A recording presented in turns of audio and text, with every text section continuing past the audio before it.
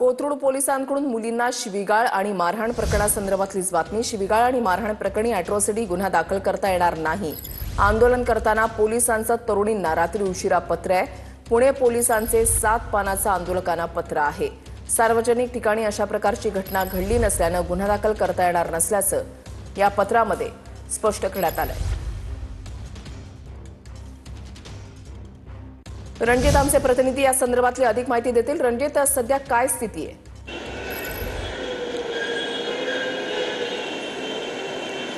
वृषाली, नक्कीच आपण काल पाहिलं तर रात्री 3:30 ते 4 पर्यंत जे आहे तो सर्वात जमाव हा जो आहे तो याच कोथरूड पोलीस ठाण्याच्या आवारात जो आहे तो जमला होता।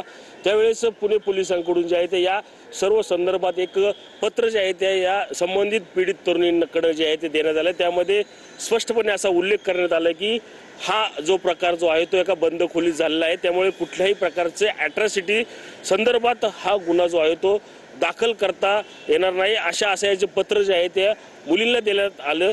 मात्र आपण त्यानंतर पाहिलं तर हे पत्र जे आहे त्या मुलींकडून फाडण्यात आल्याचं देखील आपल्याला त्या ठिकाणी पाहायला मिळालं। मात्र पोलिसांकडून या संपूर्ण प्रकरणावर जो आहे तो पडदा टाकण्याचा प्रयत्न काल रात्री उशिरा झाल्याचं आपल्याला पाहायला मिळालं। या पत्र जे आहे ते त्याला दिल्यानंतर हे पत्र संपूर्ण जे आहे ते व्हायरल आता होताना आपल्याला पाहायला मिळतं। आपण पाहिलं तर छत्रपती संभाजीनगर मध्ये जे आहे ते ह्याच एका पीडित मुलीपैकी एकीचं 363चा प्रमाणे म्हणजेच अपहरणाचा जो आहे तो गुन्हा दाखल होता। त्या गुन्ह्याच्या संदर्भात जे आहे ते चौकशी करण्यासाठी पुणे पोलीस आणि संभाजीनगर पोलीस जे आहे ते त्या मुलीच्या घरी गेले होते। त्यानंतर हा प्रकार जो आहे तो घडला होता। नक्कीच धन्यवाद रणजित, दिलेल्या सविस्तर माहितीसाठी। अपडेट सातत्याने तुमच्याकडून जाणून घेणार आहोत।